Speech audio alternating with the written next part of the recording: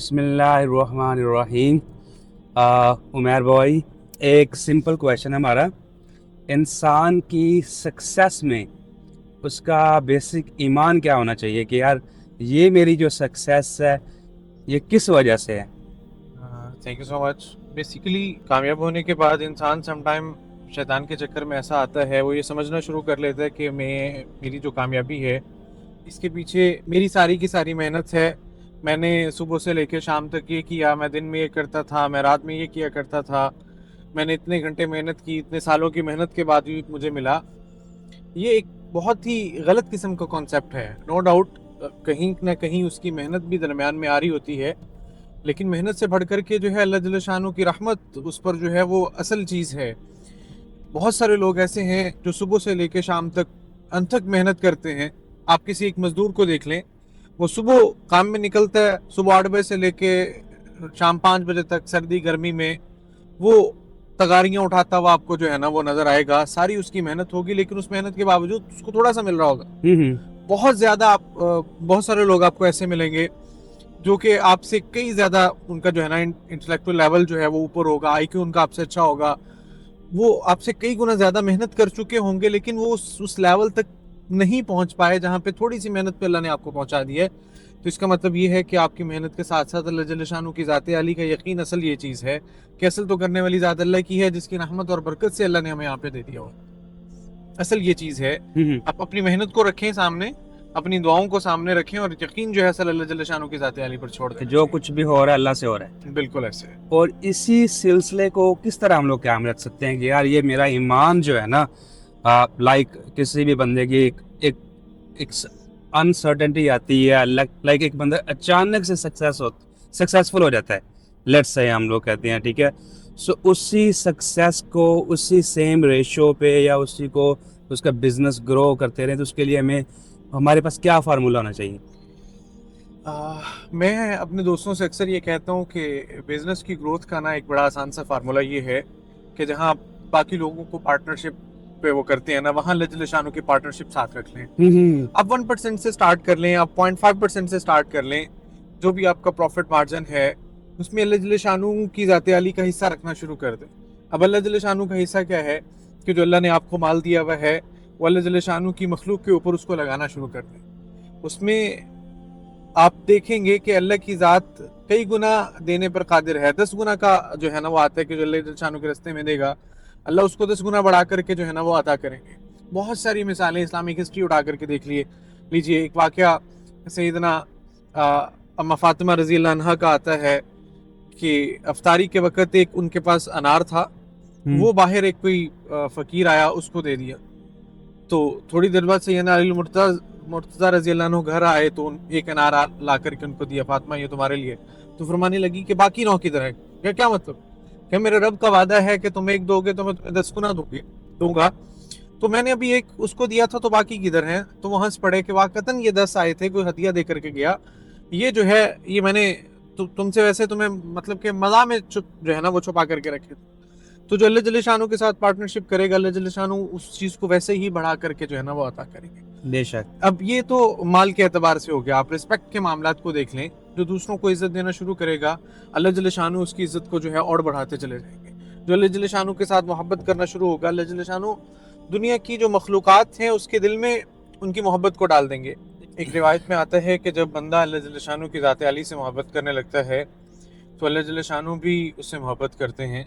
और फिर आसमान पर एक फ़रिश्ता ऐलान करता है कि आसमान के फ़रिश्तों, फ़लाँ इब्ने फ़लाँ अल्लाह जल्ल शानू से मोहब्बत करता है, अल्लाह भी उससे मोहब्बत करते हैं, लिहाज़ा तुम भी उससे मोहब्बत करो। हम्म। फरमाया फिर जब वो बंदा अल्लाह जल्ल शानू के और करीब हो जाता है तो फिर फ़रिश्ता आकर के दुनिया में ऐलान करता है कि ए दुनिया के लोगों, फ़लाँ इब्ने फ़लाँ अल्लाह से मोहब्बत करता है, अल्लाह भी इससे मोहब्बत करते हैं, आसमान के फ़रिश्ते भी इससे मोहब्बत करते हैं, लिहाज़ा तुम भी इससे मोहब्बत करो। अब सुभान जो अल्लाह। अल्लाह जल्ल शानू की ज़ात अली के लिए अपने आप को पेश करेगा, मेरा रब उसको इस लेवल तक जो है वो अदा कर देने पे कादिर है।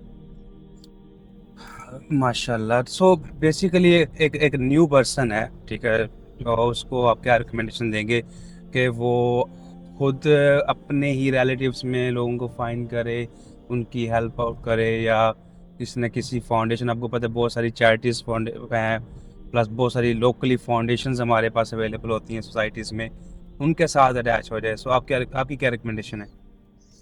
यार देखें, नेकी का काम जो है ना, जहाँ पे भी हो ज़रूर करना चाहिए, लेकिन मेरा जो पर्सनल पर्सपेक्टिव है उसके अकॉर्डिंग मैं हमेशा ये रिकमेंड करता हूँ कि सबसे पहले अपने रिश्तेदारों को देखिए। अपने अपने इवन के घर में आपके जो बहन भाई हैं, आपके फूफो खाला मामा चाचा ताया, ये लोग जो हैं ये आपकी नेकी के सबसे पहले मुस्तहिक ये लोग बैठे हुए हैं। वहाँ पर आपको डबल अजर मिलेगा। एक अजर आपको रिश्तेदारी का, कराबतदारी का है, और दूसरा वहाँ पर उन गुरबा की या जो मुस्तहिक हैं, जो उनकी मदद करने का है।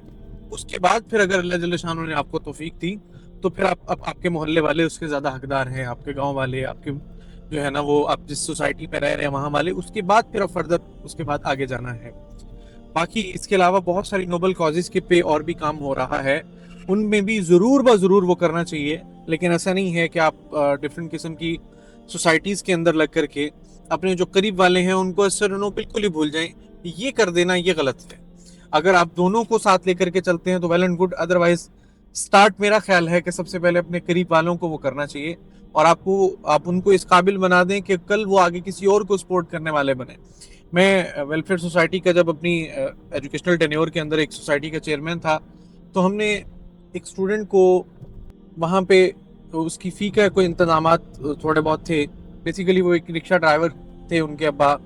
वो बच्ची ने पहले अपनी कोई प्राइवेट जॉब वगैरह की, वहाँ से कुछ अर्निंग करके उसने एडमिशन लिया। उसके बाद फिर कुछ फंड्स का इशू आ गया, तो हमने साथ उसको कोई ट्यूशन और इस तरह के इंतजाम करके दिए। तो सबसे बड़ी खुशी की बात जो मैं आपसे अभी बेसिकली करना चाह रहा हूँ, चंद महीनों के बाद मुझे पैगाम मिला कि वो बच्ची जिसको हमने सपोर्ट किया था, आज उसकी तरफ से ये पैसे हैं, उसने कहा ये पैसे आ गए हैं, किसी और की फीस में आप लगा दें। तो आप लोगों को इस काबिल बना दें। यकीन जाने हमारे माशरे के अंदर, हमारी सोसाइटी के अंदर बहुत बड़ा पोटेंशियल पड़ा हुआ है। मेरे सामने एक ऐसा केस भी है कि जिसमें एक फ़ी के लिए हम लोग कोशिश कर रहे थे, तो एक बच्ची ने ला करके अपने कान की बालियां हमें दे दी कि भाई ये लें, आप इसको सेल करके उसकी फ़ी पे कर दें। ठीक है, मेरे पास अल्लाह ताला शान इंतजाम कर देंगे तो दोबारा भी बन जाएंगे। तो बेसिकली पोटेंशियल है, काम अगर कोई कर सकता है तो सोसाइटीज़ के ज़रिए से भी करना, ये बहुत एक पॉजिटिव चीज़ है। लेकिन सबसे पहले यही मैं दोबारा कहना चाहूँगा कि अपने जो करीब वाले हैं उनको हमेशा उनका ख्याल रख कर। सो अगर कोई भाई, कोई आपका जानने वाला, हमारा कोई अननोन पर्सन भी आपकी फाउंडेशन जो है उसको डोनेट करना चाहे तो उसका क्या प्रोसीजर है? अच्छा, हमारी फाउंडेशन के लिए हम अपना जो है स्क्रीन पे आपको स्क्रीन पे नंबर्स जो हैं वो आपको शो हो रहे हैं। आप जी। इस नंबर पे व्हाट्सएप कांटेक्ट करके हमारे साथ रब्ता कर सकते हैं। सबसे पहले तो मैं ये चाहूँगा कि डोनेशन से बेहतर ये है कि आप हमारी सोसाइटी को ज्वाइन करके फर्दर चलें, ताकि हम बजाय इसके कि एक फ़र्द काम कर रहा हो, हम मिल करके इसको ज़्यादा लोग मिलके उसका बेनिफिट जो है ना वो सोसाइटी के लिए ज़्यादा हो सकता है। तो बाकी फर्दर मोर अकाउंट नंबर्स और सारी डिटेल जो है ना वो आपको शेयर कर दी जाएंगी। उसके ज़रिए से भी अगर आप करना चाहें तो हम डिफरेंट पर्सपेक्टिव्स पे काम कर रहे हैं। तो उन पर्सपेक्टिव काइंडली पे आप जहाँ आप कहेंगे तो व्यूअर्स उसके को वो भी अकॉर्डिंग जो है बता हम वो दें कर कि आप लेंगे। किस किस लाइक में आप डोनेट कर रहे हैं, लाइक बेवा ख़वातीन, शादियाँ, किस फील्ड में मैक्सिमम आपका जो है ना फोकस होता है? स्टूडेंट्स को आप डील करते हैं ज़्यादातर? इसमें डिफरेंट पर्सपेक्टिव्स पे चीज़ें हैं। उसमें स्टूडेंट्स हैं ऐसे जिनकी कोई एजुकेशनल फंड्स का कोई इशू होता है, और ऐसी बच्चियाँ जिनकी शादी में जहेज़ या उनके खाने की प्रिपरेशन या इस तरह की जो ज़रूरियात हैं उस हवाले से भी हम लोग डील करते हैं। बेवा ख़वातीन के उनके राशन हैं बेसिकली, और उनकी जो गरीब पेशेंट्स हैं उनकी मेडिसिन के हवाले से, और इवन के मेडिकल गाइडेंस के हवाले से भी हम चीज़ों को लेकर के चल रहे हैं। समटाइम ऐसा होता है कि पेशेंट का डिजीज़ कोई और होती है। अब मेरे पास एक केस कोई साल सवा साल पहले एक पेशेंट हमारे पास आया। यकीन जाने उसकी हालत देख करके बस आंसू बहने को थे। उसके पाँव में जूता पहना हुआ है, वो जूता भी टूटा हुआ है। हमारे बस मुआशरे के अंदर सिनेरियो इस तरह का चल रहा है। पेशेंट को एक डिजीज़ थी, किसी ने उसको कहा जी आप ऐसा करें, आप शौकत खाना चले जाएं और वहाँ से ला करके उसका ट्रीटमेंट करा लें।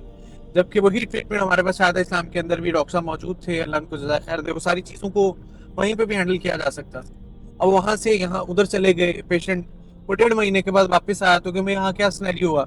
उसने कहा जी घर में गाय खड़ी थी, हमने वो बेच के वहाँ चले गए, वहाँ पैसे खत्म हो गए तो हम अपना मरीज लेकर के वापस। अगर इस मामले में मैं थोड़ा सा एक और रोशनी डालना चाहूँगा, कुछ लोग ये इस मामले में भी आ जाते हैं कि जी शौकत खाना में पैसे नहीं लगते और ये वो। मेडिकल पॉइंट ऑफ व्यू से वहाँ पे डिफरेंट चीज़ें हैं। अगर और कुछ नहीं है तो एटलीस्ट ये देख लें कि जो उसके अटेंडेंट्स बैठे हुए हैं उन्होंने खाना खाना है, वहाँ पे रहना है, बाकी सारी सूरत हाल है, और जो बंदा घर छोड़ करके वहाँ गया उसके पीछे घर वालों ने भी खाना पीना, तो ये सारी चीज़ें हैं। तो इस मामले में भी हमारी सोसाइटी ये काम कर रही है कि हम एटलीस्ट उनकी जो मेडिकल गाइडेंस है कि आपका डिजीज़ क्या है और उसको उसकी जो ट्रीटमेंट है वो कहाँ से हो सकती है, इन चीज़ों पे भी जो है वो काम कर रहे हैं। अगर आप लोग भी हमारी टीम का हिस्सा बनना चाहते हैं तो मोर देन वेलकम, प्लीज़ आएँ, हमें ज्वाइन करें ताकि हम इस नेकी के काम को मज़ीद आगे बढ़ा सकें। अगर आपको लगता है कि इस गुफ्तगू के अंदर कुछ चीज़ें सोसाइटी को फ़ायदा दे सकती हैं तो इसको अपने दोस्तों के साथ शेयर करें। और बाकी मैं दोबारा से कहना चाहूँगा कि मेरे रब की मखलूक के लिए आसानियाँ पैदा करे। यकीन जाने अल्लाह वहाँ से आसानियाँ पैदा करेगा जहाँ आपका वहमो गुमान भी नहीं गया होगा। अस्सलाम वालेकुम व रहमतुल्लाहि व बरकातहू।